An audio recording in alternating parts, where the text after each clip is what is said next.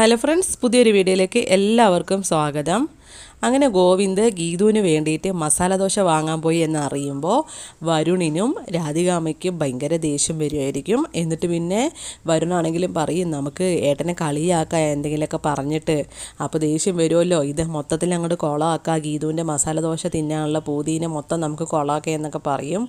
എന്നിട്ട് പിന്നെ രാധികാമ്മയാണെങ്കിലും പറയും, എന്നാൽ ഇവൻ ഇങ്ങനെ ഒരു പെൺകോന്തനായി പോയല്ലോ, നമുക്കെന്തായാലും ഫ്രണ്ടിൽ തന്നെ ഇരിക്കാം, എന്നിട്ട് എങ്ങോട്ട് പോയതാണെന്ന് ചോദിക്കുമ്പോൾ അവൻ പറയുമല്ലോ മസാല ദോശ വാങ്ങാൻ പോയതാണെന്ന്. അപ്പം ഞാൻ അത് ഏറ്റു, അത് പറയണ കാര്യം എന്ന് പറഞ്ഞിട്ട് രണ്ടാളും താഴേക്ക് പോവായിരിക്കും. അപ്പോൾ ഇവർ രണ്ടുപേരും ഇങ്ങനെ പറയുന്ന കാര്യങ്ങളൊക്കെ ഗീതു കേൾക്കുന്നുണ്ടാവും. എന്നിട്ട് ഗീതു ആണെങ്കിലും പറയായിരിക്കും, എത്ര കിട്ടിയാലും പഠിക്കാത്ത മണ്ടനും മണ്ടിയും എന്ന് അവരെ കളിയാക്കായിരിക്കേ. ഗീതു ആണെങ്കിൽ ഫോണെടുത്ത് ഗോവിന്ദനെ വിളിക്കുകയായിരിക്കും, ഒരു മസാല ദോശ കൂടി വേണമെന്ന് പറയാനായിട്ട്. പക്ഷേ ഗോവിന്ദാണെങ്കിൽ ഫോൺ കട്ട് ചെയ്യുമായിരിക്കും. എന്നിട്ട് പിന്നെ അപ്പോൾ ഗീതു മനസ്സിലാക്കുമായിരിക്കും ചിലപ്പോൾ ഇവിടെ എത്തിയിട്ടുണ്ടാവും, അതായിരിക്കും കട്ടാക്കുന്നതെന്ന്. എന്നിട്ട് പിന്നെ ഗോവിന്ദ് ഈ ഒരു മസാല ദോശയും കൊണ്ട് വരുന്ന സമയത്ത് വരുണും രാധികാമ്മയും അവിടെ ഇരിക്കുന്നുണ്ടാവും.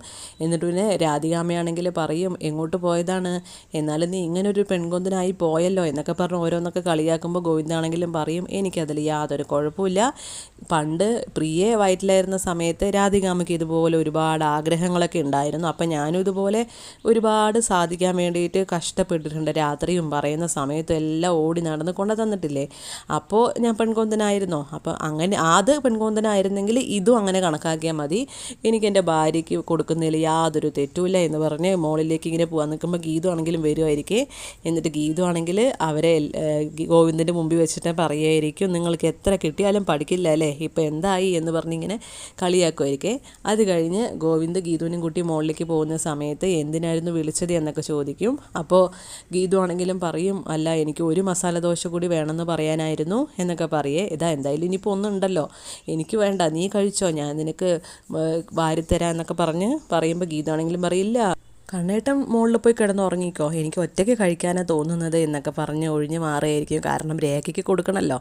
അപ്പോൾ ഗോവിന്ദാണെങ്കിലും പറയും, എന്നാൽ ശരി, ഗർഭിണികളുടെ മനസ്സെന്ന് പറയുന്നത് ഒരു മഹാസാഗരമാണ്, ഓരോ സമയത്ത് ഓരോന്നും തോന്നുക, എന്നാൽ ശരി നീ കഴിച്ചോ എന്ന് പറഞ്ഞ് ഗോവിന്ദാണെങ്കിലും റൂമിലേക്ക് പോവായിരിക്കും. പിന്നീട് നമ്മൾ ഗീതു ആണെങ്കിൽ ആ മസാല ദോശയും കൊണ്ട് നേരെ രേഖ എടുത്തായിരിക്കും ചെല്ലുന്നത്. രേഖയാണെങ്കിൽ അവിടെ കരഞ്ഞിങ്ങനെ കണ്ണീരൊക്കെ തുടച്ചിരിക്കുകയായിരിക്കും. എന്നിട്ട് പിന്നെ ഗീതു ആണെങ്കിലും പറയുന്നുണ്ട്, ഇതാ മസാല ദോശയുണ്ട് കഴിച്ചോ എന്ന് പറയുമ്പോൾ രേഖയാണെങ്കിലും പറയില്ല, എനിക്ക് വേണ്ട എന്നൊക്കെ ഇങ്ങനെ പറയും.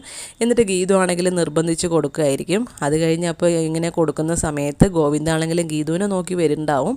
അപ്പോൾ ഇങ്ങനെ ദോശ കൊടുക്കുന്നത് കാണുമ്പോൾ ഗോവിന്ദ് മനസ്സിലാക്കുകയായിരിക്കും, അത് രേഖയ്ക്ക് വേണ്ടിയിട്ടായിരുന്നു വിളിച്ചിട്ടുണ്ടായിരുന്നത്, രേഖയ്ക്ക് കൊടുക്കാൻ വേണ്ടിയിട്ടാണ് ഞാൻ ഒറ്റയ്ക്ക് കഴിച്ചോളാം എന്ന് പറഞ്ഞ് മാറിപ്പോയത് എന്നൊക്കെ പറഞ്ഞ് ഗോവിന്ദാണെങ്കിലും ആ ഒരു കാര്യം മനസ്സിലാക്കിയിട്ട് സങ്കടം വരികയായിരിക്കും കേട്ടോ. ഗീതുവിൻ്റെ ആ ഒരു കെയറിങ്ങൊക്കെ രേഖ എടുത്ത് കാണുമ്പോൾ ഒരു സ്നേഹമായിരിക്കും ഭയങ്കര. എന്നിട്ട് പിന്നെ ഗീതു ദോശയെല്ലാം കൊടുത്തിങ്ങനെ വരുന്ന സമയത്ത് ഗോവിന്ദനെ കാണുമായിരിക്കും. അപ്പോൾ ഗോവിന്ദാണെങ്കിലും ഗീതുവിൻ്റെ അടുത്ത് പറയും, നിനക്ക് ഇത്രയൊക്കെ സ്നേഹമുണ്ടല്ലോ, ഒരു കോൺട്രാക്റ്റ് മാരേജ് ആയിട്ട് പോലും നീ ഇങ്ങനെയൊക്കെ ആണെങ്കിൽ എല്ലാവരും ഇനി ഇങ്ങനെ തന്നെ ചെയ്യട്ടെ എന്ന് പറയും. അപ്പോൾ ഗീതു ആണെങ്കിലും പറയും, അത് ആ ഒരു കോൺട്രാക്റ്റ് മാരേജൊക്കെ എല്ലാം ദൈവവിധിയായിട്ട് കണ്ടാൽ മതി എന്നൊക്കെ പറഞ്ഞ് രണ്ടാളും ഹഗ് ചെയ്യുകയൊക്കെ ചെയ്യുമായിരിക്കും. എന്നിട്ട് പിന്നെ ഗോവിന്ദാണെങ്കിലും പറയും, ഇന്ന് നിനക്ക് മസാല ദോശ ഡ്രൈവ് ചെയ്ത് ഞാൻ അവിടെ കൊണ്ടുപോയിട്ട് തരാം, ഏത് കട പൂട്ടിയാലും ഞാൻ പറഞ്ഞ് അവർ തുറന്നോളും, നമുക്ക് കട തുറപ്പിച്ച് കഴിക്കാം എന്നൊക്കെ പറഞ്ഞ് ഗീതുവിനും കൊണ്ട് ഡ്രൈവിന് പോവുമായിരിക്കും. അപ്പോൾ അവർ രണ്ടുപേരും നല്ലപോലെ എൻജോയ് ചെയ്ത് നൈറ്റ് ഡ്രൈവൊക്കെ എൻജോയ് ചെയ്ത് ഇങ്ങനെ പോയി അവിടെ ആ ഒരു മസാല ദോശക്കടയിലൊക്കെ ചെന്ന് അവർ മസാല ദോശയൊക്കെ ഉണ്ടാക്കി കൊടുക്കും. അപ്പോൾ ഗോവിന്ദാണെങ്കിലും അത് ഗീതുവിന് ചട്നിയിൽ മുക്കി സാമ്പാറിൽ മുക്കി വായിൽ വെച്ച് കൊടുക്കുമായിരിക്കും.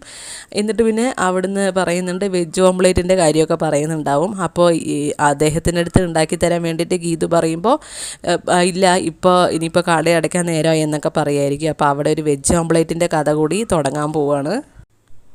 ഇത്രയേ ഉള്ളൂ ഇന്നത്തെ വിശേഷങ്ങൾ. എനിക്കിപ്പോൾ ഗീതാ ഗോവിന്ദം സീരിയൽ കുറച്ച് ബോറിംഗ് ആയിട്ടാണ് തോന്നുന്നത്. നിങ്ങൾക്ക് എന്താണ് തോന്നിയത് എന്നൊന്ന് കമൻറ്റ് ചെയ്യണേ. Thank you for watching.